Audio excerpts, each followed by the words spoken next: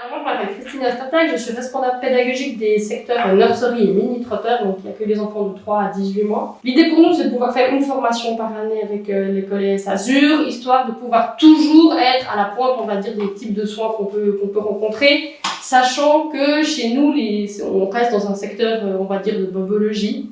Quels sont les défis que vous avez à relever aujourd'hui dans votre Les défis d'aujourd'hui, c'est qu'on est face à des enfants qui sont curieux, toniques et téméraires. Et du coup, pour nous, ce qui est vraiment important, c'est jamais d'interdire l'activité, mais d'avoir un personnel qui est réactif. Quelles étaient vos attentes? L'importance pour nous, c'est vraiment de favoriser la réactivité dans nos équipes éducatives. Chaque formation qu'on fait avec l'école ES Azur se passe dans nos locaux, donc l'idée aussi que les personnes qui viennent donner les formations puissent aussi comprendre les environnements dans lesquels on travaille. Quels sont vos besoins de formation au quotidien? Dans le quotidien, je pense qu'on a besoin d'avoir, comme on dit toujours, de la réactivité. On a besoin de pouvoir se dire que les personnes qu'on va pouvoir côtoyer en termes de formation sont des personnes qui sont à la pointe des méthodes de prise en charge, parce qu'il y a quand même des prises en charge qui sont toujours les mêmes, mais il y en a qui ont su évoluer et qui ont dû évoluer. On a besoin d'avoir des personnes en face de nous, des ambulanciers, des ambulancières ou autres qui nous accompagnent et qui savent tout de suite pouvoir rassurer le personnel. Et comment la formation que vous avez suivie vous aide-t-elle à relever tous ces défis? Je pense qu'elle nous a vraiment permis la proactivité, se dire ok, les gestes que je fais, ils sont assurés. Qu'est-ce qui vous a le plus plu? Ce qui était très important pour nous, c'est d'avoir des gens de terrain.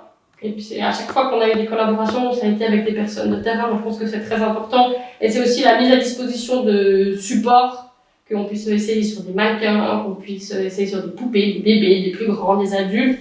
Et qu'on ait aussi la flexibilité de se dire ok, je vais arriver avec mon accompagnement théorique, mais je sais que le public en face de moi, il a certainement une batterie de questions. Il va falloir répondre. Et puis c'est dans cette formation de pouvoir laisser l'espace à un échange et non pas un espèce de grand long discours. Et puis il est 21h, au revoir, merci. On sait que c'est des formations qui débordent parce qu'il y a des gens qui ont envie de pouvoir échanger sur cette thématique.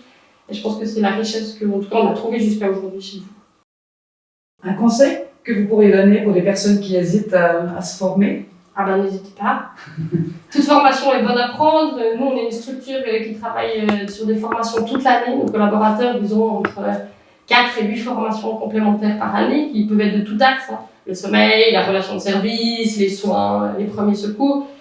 La sécurité, ça n'a pas de prix et je pense que ça peut servir aussi dans un contexte quotidien. Bien sûr, ça sert dans nos 4 murs. Mais si une collègue fait un malaise vagal, si dans la rue, on se retrouve face à un accident. Et si vous aviez un conseil pour les entreprises qui hésitent à investir sur la formation de leur personnel, que leur diriez-vous? Que chaque minute investie en formation est une minute investie pour la sécurité des enfants.